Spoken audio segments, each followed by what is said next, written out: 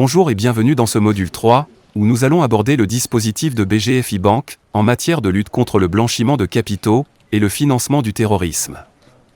Au cours de ce troisième module, nous allons aborder, dans un premier temps, les mesures prises par BGFI Bank pour harmoniser son dispositif au sein de chacune des entités du groupe. Nous verrons ensuite le processus de classification des risques de LCBFT. Dans la troisième partie, nous passerons en revue les mesures de vigilance. Nous verrons ensuite le fonctionnement de la déclaration de soupçons que les employés concernés sont susceptibles d'émettre. Puis, nous finirons par le contrôle interne et ses différents niveaux hiérarchiques qui complètent le dispositif de LCBFT de BGFI Bank. Il sera alors temps pour vous de passer à un quiz d'évaluation de vos connaissances et des notions qui ont été abordées jusqu'ici. Afin d'assurer une cohérence des documents de procédure, à l'échelle du groupe, il a été mis en place des modèles de documents communiqués aux filiales et devant être transposés par ces dernières. Parmi ces modèles de documents, nous avons la charte de conformité. Elle définit l'organisation des fonctions de conformité au sein du groupe. La politique de conformité. Elle définit les principes généraux et les missions de la fonction conformité au sein du groupe. Le manuel général de sécurité financière. Il s'agit de la Bible de l'établissement en matière de lutte contre le blanchiment des capitaux, le financement du terrorisme et la prolifération des armes de destruction massive. La politique de sanctions économiques. Elle définit les principes retenus par le groupe BGFI Bank visant à garantir le respect des règles de sanctions économiques et des embargos. Le manuel des outils de conformité. Il présente l'ensemble des outils informatiques mis en place par la banque dans le cadre du dispositif de LCBFT. Le guide méthodologique de classification des risques. Il définit la méthodologie retenue par le groupe pour l'identification, l'évaluation et la classification des risques LCBFT. Et enfin, le tableau des risques pays. C'est un document régulièrement mis à jour qui classe les pays en fonction de leur niveau de risque en matière de LCBFT, de sanctions économiques et de corruption. Cette démarche offre aux entités du groupe la possibilité d'assurer une application cohérente du dispositif de conformité, d'ajuster les modèles de politique et procédures fournis pour répondre aux réglementations spécifiques de chaque État ou région où elles sont actives, et d'intégrer les risques déterminés au niveau du groupe dans leurs propres opérations. Le cadre LCBFT de BGFI Bank intègre plusieurs éléments essentiels, une typologie des risques de BCFT associés aux relations commerciales établies, des procédures de vigilance adaptées aux clients et aux transactions basées sur le profil de risque des relations commerciales, un système de signalement d'opérations suspectes aux cellules nationales des renseignements financiers concernés, et une stratégie de contrôle interne, permanent et périodique, visant à garantir le bon fonctionnement du dispositif conformité LCBFT. Ces composants essentiels garantissent une surveillance rigoureuse de la mise en œuvre du dispositif LCBFT sous la responsabilité de la fonction conformité et du groupe. L'évaluation des risques s'effectue en deux étapes. D'abord, il faut identifier et évaluer les risques de BCFT auxquels la banque est exposée en considérant plusieurs facteurs de risque. C'est ce que nous appelons les risques bruts. Ensuite, ces risques bruts doivent être tempérés sur la base du dispositif de conformité existant. Ce dispositif est appelé mesure de vigilance, MDV.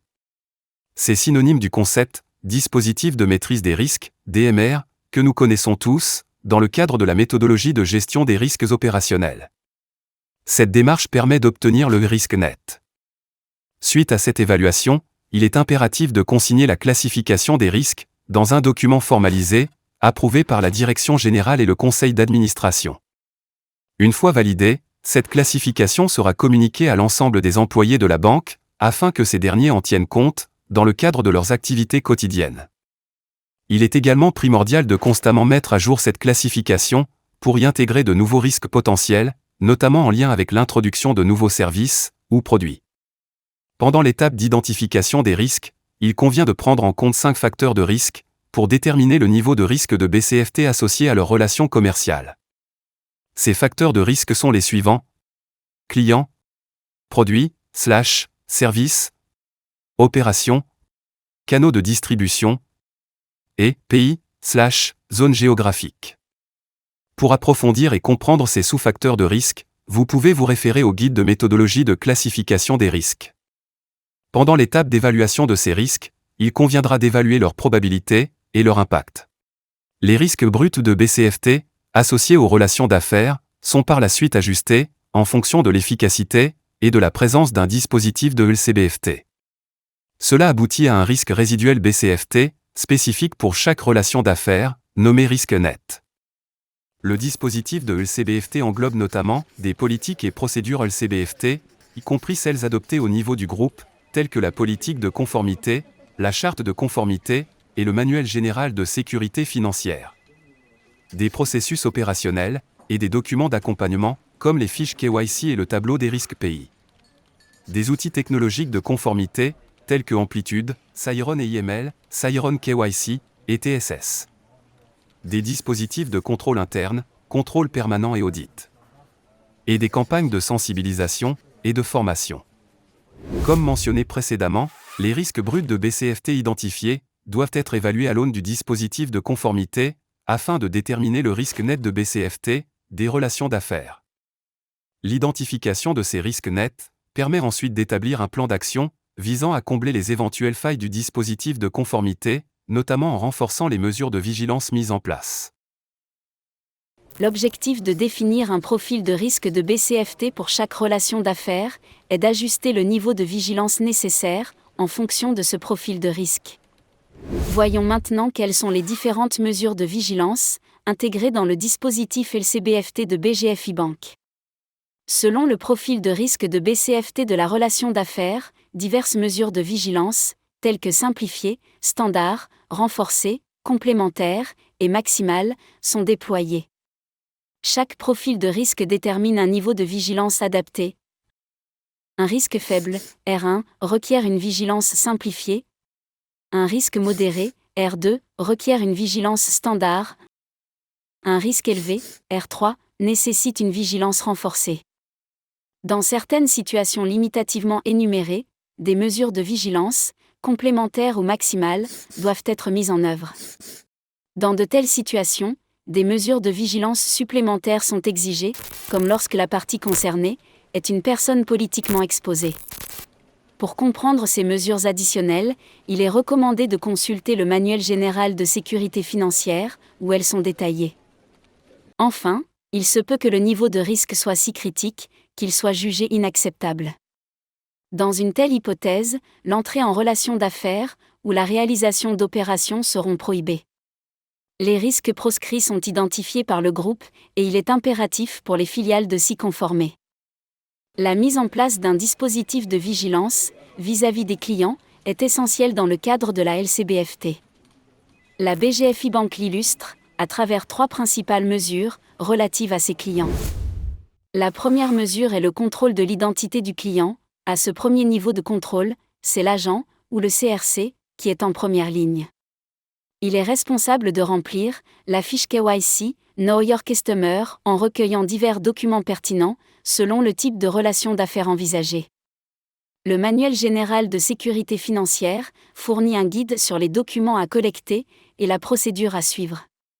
Une attention particulière est portée aux personnes agissant au nom du client, notamment pour s'assurer qu'elles ont l'autorité nécessaire pour cela. Le deuxième niveau de contrôle revient à la fonction conformité. Cette dernière s'assure que la fiche KYC est complète et intègre les informations dans l'outil bancaire Amplitude. Les fiches KYC intègrent des champs obligatoires pour certaines informations et documents. La fonction conformité vérifie aussi que le score de risque de la relation d'affaires est correctement reporté dans Amplitude. Au troisième niveau de contrôle, l'audit interne intervient. Effectué annuellement, il évalue la pertinence et l'efficacité du dispositif de conformité, informant la direction générale et le conseil d'administration de ses observations et recommandations. Les mesures de vigilance doivent être renouvelées au cours de la relation d'affaires, notamment en ce qui concerne le KYC. Le deuxième niveau de contrôle consiste en la connaissance et le suivi de la relation d'affaires. Cette mesure de vigilance consiste à déterminer le fonctionnement attendu de la relation d'affaires sur la base d'informations collectées sur les clients. Enfin, le troisième niveau est la détermination des bénéficiaires effectifs. Identifier le bénéficiaire effectif est un élément essentiel de la LCBFT. Il s'agit d'identifier la personne physique qui détient ou contrôle, in fine, le client. Ces mesures reflètent l'engagement du groupe BGFI Bank à prévenir le blanchiment d'argent et le financement du terrorisme en s'assurant que les relations d'affaires sont bien comprises, surveillées et surtout, conformes aux normes réglementaires. Dans certains cas, détaillés dans le Manuel général de sécurité financière, les mesures de vigilance, qui auront été prises pour un profil de risque élevé, ne suffiront pas. Il faudra y rajouter des mesures complémentaires, dans les cas suivants. Le client n'est pas présent. Le client est une personne politiquement exposée, ou l'un de ses proches, voire un membre de sa famille. Le produit, ou l'opération, favorise l'anonymat. Et enfin, le pays concerné par l'opération, figure sur la liste grise, ou la liste noire du GAFI. Il se peut aussi qu'il soit identifié comme un État, ou territoire non coopératif, par l'Union européenne. En présence d'un lien de rattachement, avec un pays identifié par le groupe, comme R3AVM, dans le tableau de risque pays, des mesures de vigilance maximale devront être mises en œuvre. À ce titre, une validation de la fonction conformité du groupe sera requise. La banque établit une règle claire: si les mesures de connaissance du client, ou KYC, ne peuvent pas être mises en place, que ce soit au début ou pendant la relation d'affaires, l'entrée en relation d'affaires, ou l'opération, seront purement et simplement interdits. Si, pour une raison quelconque, les dossiers KYC ne peuvent pas être mis à jour, la banque a pour politique de bloquer toute opération sur le compte concerné, suivie de sa fermeture. Ce sont des mesures strictes, visant à maintenir un haut niveau de sécurité et de conformité. Les opérationnels, comme les agents des opérations et les guichetiers, ainsi que la fonction conformité, sont en charge de mettre en œuvre les mesures de vigilance relatives aux transactions. Selon le type d'opération, que ce soit un dépôt ou un retrait en espèces, une opération de crédit, des virements, des transferts ou encore des opérations de mobile money, des mesures de vigilance spécifiques sont appliquées. Pour plus de détails sur ces mesures spécifiques, en fonction du type d'opération, vous pouvez consulter le Manuel général de sécurité financière. La fonction conformité assure un deuxième niveau de contrôle des opérations, en utilisant deux outils principaux. Le premier outil est Siron AML, qui filtre les opérations, pour vérifier si elles correspondent au profil de risque de la relation d'affaires. Si une opération semble suspecte, une alerte est générée.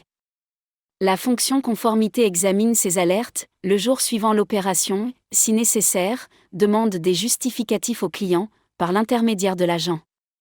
Selon les informations reçues, la fonction conformité décide ensuite de clôturer l'alerte, ou de signaler un soupçon à la cellule de renseignement financier. Le deuxième outil est le Transaction Screening Service. Il permet de filtrer les transactions, liées à des personnes sous sanctions financières, ou vers des pays sous sanctions économiques, ou des pays interdits. En cas d'alerte, le flux financier est automatiquement bloqué. Comme pour le premier outil, la fonction conformité évalue ensuite les alertes, pour décider de leur clôture, ou de la nécessité de les signaler, à la cellule de renseignement financier.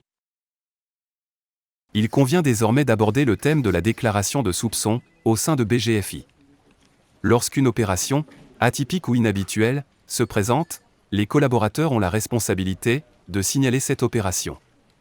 Il faut noter que ce n'est pas une simple formalité automatisée, mais plutôt un exercice qui nécessite une analyse détaillée et un jugement humain. Si l'opération est jugée suspecte, il conviendra alors de conduire des analyses complémentaires pour confirmer ou infirmer le soupçon. Il est crucial de maintenir la confidentialité lors de la gestion des informations liées à une déclaration de soupçon. Alors, quand faut-il effectuer une déclaration de soupçon ? Plusieurs signaux d'alarme devraient motiver un collaborateur à faire une telle déclaration. Premièrement, si l'opération en question pourrait être liée à des activités illégales ou au financement du terrorisme, une déclaration est nécessaire. Deuxièmement, si l'opération semble complexe, d'un montant élevé, et sans justification économique ou légale apparente, c'est un autre signal d'alarme.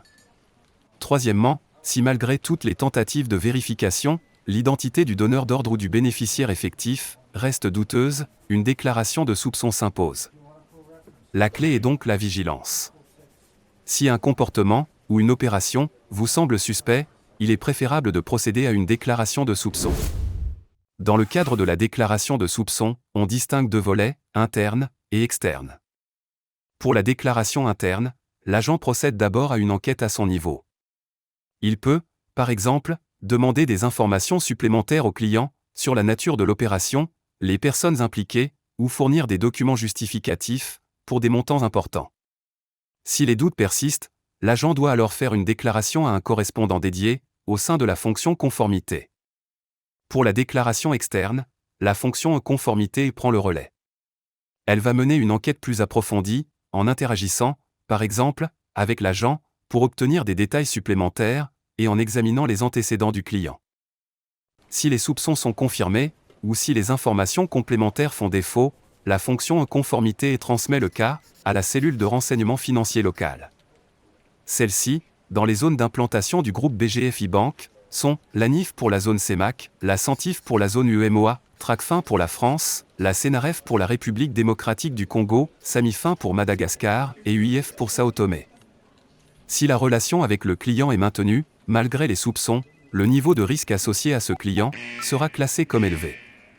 Ce qui implique une vigilance accrue et une surveillance constante via les outils de conformité. Pour garantir l'efficacité du dispositif de conformité, un système de contrôle interne est mis en place, impliquant plusieurs niveaux hiérarchiques au sein des filiales et du groupe.